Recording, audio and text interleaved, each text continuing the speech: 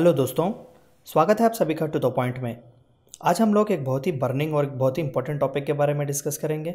आज का हमारा टॉपिक है एग्रीकल्चरल क्राइसिस इन इंडिया, कि हिंदुस्तान में जो एग्रीकल्चरल डिस्ट्रेस है या फिर जिसे हम फार्म डिस्ट्रेस भी कहते हैं, उसकी सीरियसनेस किस लेवल तक है, एग्रीकल्चरल इश्यूज से लेकर हिंदुस्तानी इकोनॉमी पर कितना इम्पैक्ट हो सकता है और ख़ासकर फार्मर्स पर इसका कितना इम्पैक्ट है, आज हम इस वीडियो में पूरी तरीके से जानने की कोशिश करते हैं। तो चलिए शुरू करते हैं। देखिए, सबसे पहली चीज़ हमें एग्रीकल्चरल बैकग्राउंड के बारे में बात करनी चाहिए कि हिंदुस्तान में एग्रीकल्चर का बैकग्राउंड क्या था। देखिए, the sector which once use to contribute 60% of India's GDP, यानी कि हम 1940s और 1950s की बात कर रहे हैं, is now struggling to contribute even to cross 20% of India's GDP.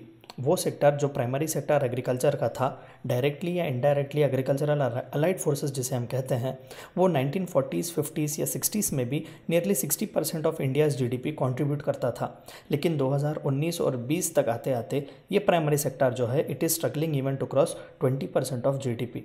हालांकि इसमें फार्मर्स का या फिर इसमें लेबर फोर्स का जो एम्प्लॉयमेंट है, इट इज़ मोर देन 50%, यानी कि 50% पॉपुलेशन से ज़्यादा जो है एग्रीकल्चरल और अलाइड एक्टिविटीज़ में रिलेटेड है। लेकिन इसी अलाइड और एग्रीकल्चरल एक्टिविटीज़ से जीडीपी को जो है कंट्रीब्यूशन लेस दैन 20% मिल रहा है।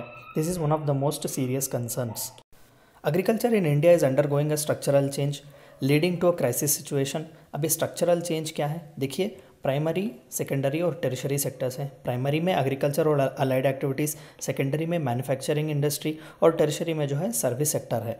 तो स्ट्रक्चरल चेंज जब हम कहते हैं तो it is movement of people from primary to secondary और primary to territory sector.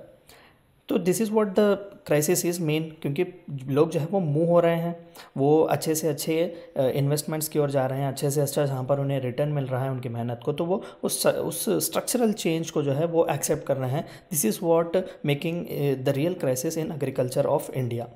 The rate of growth of agricultural output is gradually declining in recent years.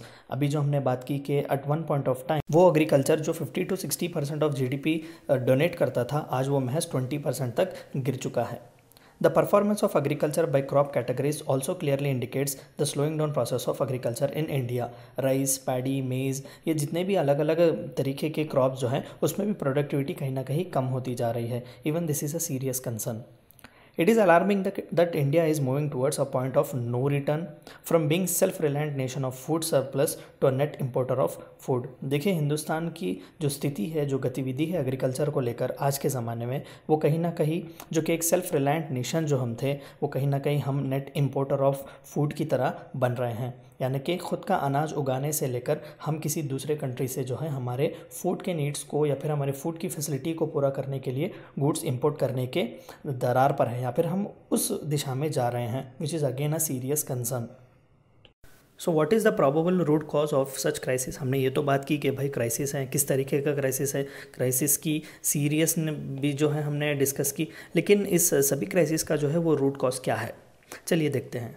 Agriculture is no more a profitable economic activity when compare to other enterprises. अभी है जो हमने कहा कि secondary और tertiary sectors में जो है लेस इन्वेस्टमेंट और मोर रिटर्न आपको मिल रहे हैं, less hard work and more return आपको मिल रहे हैं।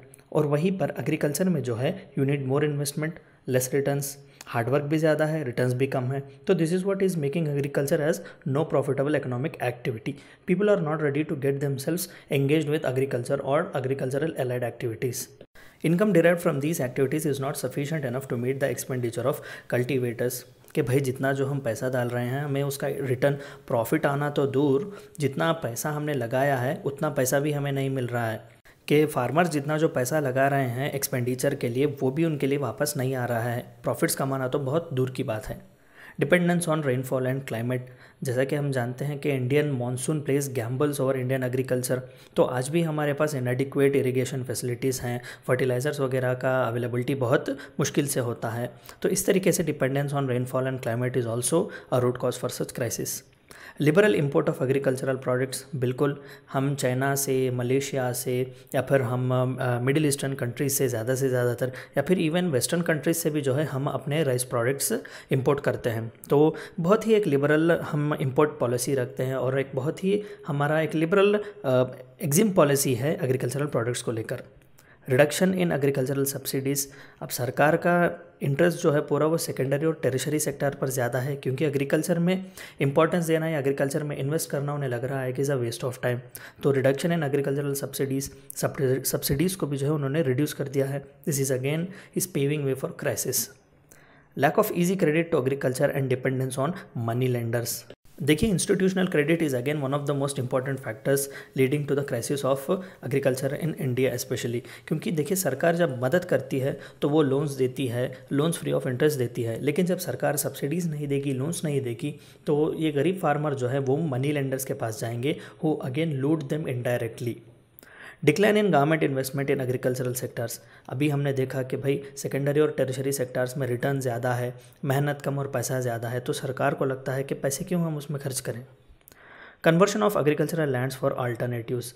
जो फर्टाइल एग्रीकल्चरल लैंड्स हैं वो किसी ना किसी दूसरे यूजेस के लिए हम इस्तेमाल कर रहे हैं, चाहे वो इंफ्रास्ट्रक्चर बिल्डिंग के लिए हो, या फिर कैपिटल सिटीज़ बनवाने के लिए हो, या फिर अर्बनाइजेशन के लिए हो। तो इस तरीके से फर्टाइल लैंड को, एग्रीकल्चरल लैंड को जो है अदर यूजेस के लिए भेजा जा रहा है, अदर यूजर्स के लिए जो है उन्हें डाइवर्ट किया जा रहा है। There is a bitter truth which we got to accept. Let us know what is that bitter truth. देखिए, agricultural crisis in India is very vast, no doubt, likely to hit all the other sectors and the national economy in several way। महज primary, secondary और tertiary sectors जो है ये interconnected है कहीं ना कहीं, तो किसी भी एक सेक्टर पर इफेक्ट तीनों सेक्टर पर इफेक्ट पड़ता है। तो प्राइमरी सेक्टर पर यानी कि एग्रीकल्चर पर, या फिर agricultural crisis also would affect the other sectors of economy. तो हाउ विल इट इफेक्ट? देखिए, there shall be adverse effect on food supply. सबसे पहले तो there will be a mismatch in food supply. जितने लोग हैं 130 करोड़ की जो आबादी है हमारी, इन सभी के लिए जो है वो एडिक्वेट फूड सप्लाई हमें नहीं मिलेगा। तो सबसे पहले एडवर्स इफेक्ट फूड सप्लाई पर पड़ेगा। और जो दूसरी चीज़ है, prices of food grain they will no doubt increase. हमने ये कहा कि लिबरल इंपोर्ट पॉलिसी है हमारी, जबकि 130 करोड़ लोगों को नीड्स को, जो फूड नीड्स को कैटर करना है, तो हमें कहीं ना कहीं प्राइसेस के, जो फूड ग्रेन्स के जो प्राइसेस है वो भी बढ़ाने पड़ेंगे। This will no doubt hard hit the economy. Cost of living will also increase, बिल्कुल। हेल्थ एंड न्यूट्रिशन, गरीब पहले से ही गरीब है, अब तो वो अफोर्ड भी नहीं कर पाएगा costly food grains. Poverty, yes, unemployment, बिल्कुल। जैसे कि हमने देखा कि ये तीनों सेक्टर्स जो है इंटरकनेक्टेड है विथ ईच अदर। क्राइसिस किसी भी सेक्टर में क्यों ना हो, बाकी के दो सेक्टर्स जो है वो बहुत हार्ड इससे हिट होते हैं। Labour market, yes. Land loss from agriculture, बिल्कुल। अभी हमने देखा कि there were diversions of fertile lands for other process और for other uses. Foreign exchange earning, बिल्कुल, जो कि हमारी एग्जिम पॉलिसी है, ज़्यादातर लिबरल जो एक्सपोर्ट या फिर एक इम्पोर्ट एग्रीकल्चरल प्रोडक्ट्स के लिए जो हम पॉलिसी इस्तेमाल करते हैं, nowhere that would also affect the foreign exchange earnings. भाई, तो फिर इसके लिए रेमेडी क्या अवेलेबल है? What is the remedy available, कि हम आखिरकार कर क्या सकते हैं?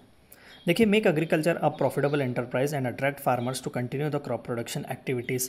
फार्मिंग को जो है एक प्रॉफिटेबल एंटरप्राइज बनाइए, सब्सिडी दीजिए, सरकार को कहिए कि इन्वेस्टमेंट्स उसमें बढ़ाए, इंफ्रास्ट्रक्चर जो एग्रीकल्चर के लिए चाहिए वो बढ़ाएं, ताकि एग्रीकल्चर को जो है एक प्रॉफिटेबल एक एंटरप्राइज हम बना सकें। अभी हमने देखा कि India uses an liberal import और export policy for food grains. भाई, उस पर थोड़ा सा काम आप कीजिए, ताकि फार्मर्स को जो है कुछ पैसा बचे for the return of their hard work and investment. The government should augment its investment and expenditure in farm sector. महज ये कहने से कि भाई इसमें सिर्फ पैसा लगाने से बर्बादी है, ये कहना गलत होगा, क्योंकि more than 50% of working population is directly और indirectly associated with agriculture sector. So ignoring agriculture sector would be ignoring 50% of India's population, and no doubt that would be a deadly step. Investment in agriculture and it allied sectors including irrigation, बिल्कुल, transport, yes, communication, बिल्कुल, rural market, rural infrastructure and farm research should be drastically increased. देखिए, महज subsidies वगैरह देने से नहीं, आपको research भी करना चाहिए, रिसर्च एंड टेक्नोलॉजिकल डेवलपमेंट्स भी चाहिए। आपको जो चाहिए वो फार्म या फिर वो फार्मर्स पर रिसर्च करें, इस तरीके से जो है फर्टिलिटी बढ़ा सकते हैं।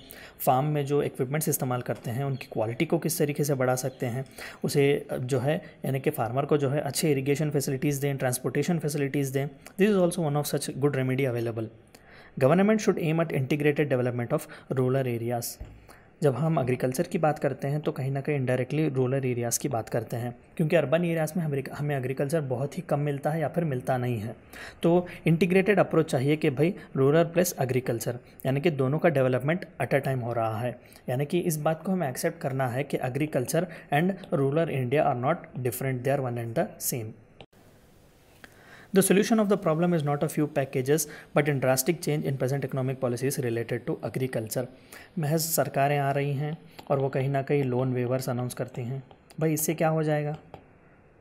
लोन वेवर अनाउंस करने से शायद उस सीज़न के कहीं ना कहीं थोड़े बहुत बाधाएं उस फार्मर के कम हो जाएंगे, बाद में क्या? तो इस तरीके से जो है thinking out of the box होना चाहिए।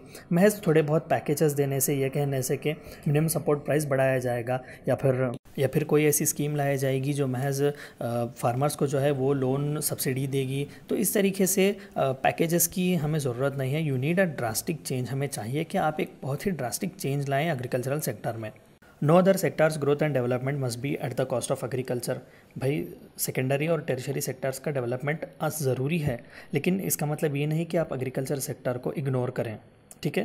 तो एग्रीकल्चरल सेक्टर को जो है आप इग्नोर नहीं कर सकते, उसे आप छोड़ नहीं सकते for the cost of the other remaining to sectors.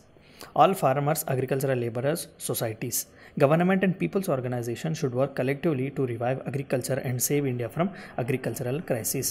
तो इसके लिए चाहिए कि सभी जो है NGOs हैं, हम हैं, गवर्नमेंट है, पीपल्स ऑर्गेनाइजेशन है, अलग अलग एग्रीकल्चरल लेबर्स है, फार्मर्स हैं, उन सबको एकजुट होना चाहिए, डिमांड करना चाहिए और आगे बढ़ना चाहिए।